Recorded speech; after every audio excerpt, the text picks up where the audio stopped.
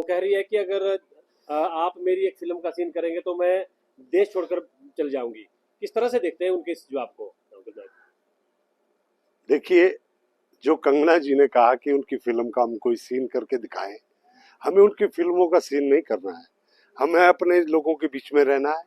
हम सुख दुख में उनके साथ हैं और पिछले 40 सालों से अपने लोगों के बीच में हैं। ये 40 दिनों का जो नाट्यक्रम जो हिमाचल में चल रहा है, और बड़ी हैरानी की बात है जिस प्रकार से कंगना जी आपने मनाली में जनता को संबोधन किया, आप ऐसा किसी फिल्म की अपनी प्रमोशन कर रही लग रहा था आपको। आप ऐसे लग रही थी जैसे कि रियल लाइफ की आप कोई एक्टिंग कर रही हैं। ये कोई भाषण देने का तरीका नहीं है। ये राजनीतिक संबोधन इस प्रकार से नहीं होते कि एक मंच से दूसरे मंच तक जो है रियलिटी शो की तरह आप इधर से उधर दौड़ रही हैं। क्या दिखाना चाहती है आप?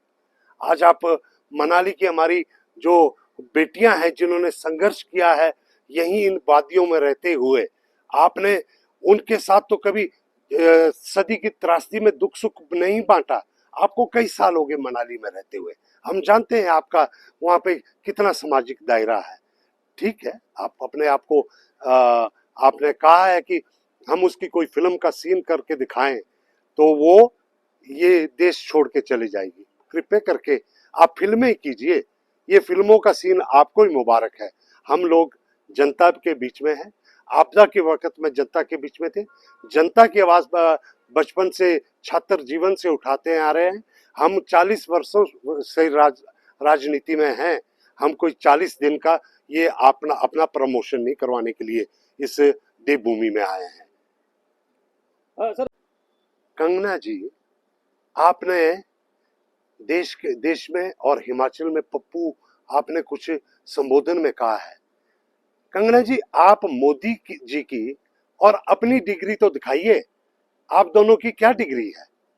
आज आप जिसको राहुल गांधी जी को आप कहते हैं कि वो पप्पू है, क्या डून स्कूल से, प्रतिष्ठित स्कूल से पढ़ा हुआ, सेंट स्टीफन कॉलेज से ग्रेजुएशन किया हुआ और हार्वर्ड यूनिवर्सिटी से पढ़ा हुआ व्यक्ति, आप उसको पप्पू कहते हैं? और जिस व्यक्ति का डिग्री का ही आज तक कोई पता नहीं है, आप उसे क्या गप्पू कहेंगे? आप एक गप्पू और गुप्पी यहाँ पे ऐसा खेल खेलना चाहते हैं? देखिए, जहां तक आपने हिमाचल के पप्पू, आपने विक्रमादित्य की तरफ इशारा करने की कोशिश की है।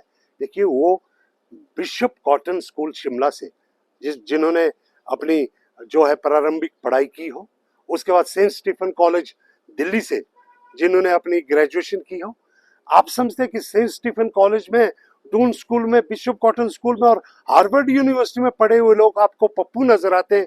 तो मैं आपके इस, आप सच्ची है, फिर बिल्कुल सही है। आपने देश के प्रधानमंत्री को का नाम जो आपने लिया और जिस प्रकार से आप कहती कि देश आजाद 2014 के बाद हुआ है, ये आपकी सोच फिर बिल्कुल मेल खाती है जो आप कह रही है। देखिए, महिलाओं का सम्मान इंदिरा गांधी जी ने से लेकर पंचायती राज में 50%, राजीव गांधी जी जो एक फेरबदल लेकर आए थे, और छात्र संगठन में जिस प्रकार से हमारे एनएसयूआई से लेकर हमारी बेटियां और महिलाएं जो महिला कांग्रेस में आगे आ रही है, हमारी तो पार्टी को 100 से अधिक साल हो गए हैं और महिलाओं ने अधिक कई जो है हमारी ओहदों पे महिलाएं रही है। कृपया करके आप अपने आप को अपडेट कीजिए।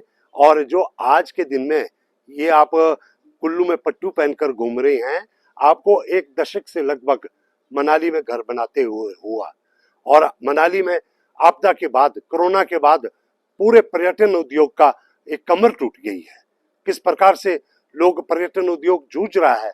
आपने कभी ब्रांड एम्बेसडर बनने की कोशिश की? मनाली का चेहरा बनने की कोशिश की?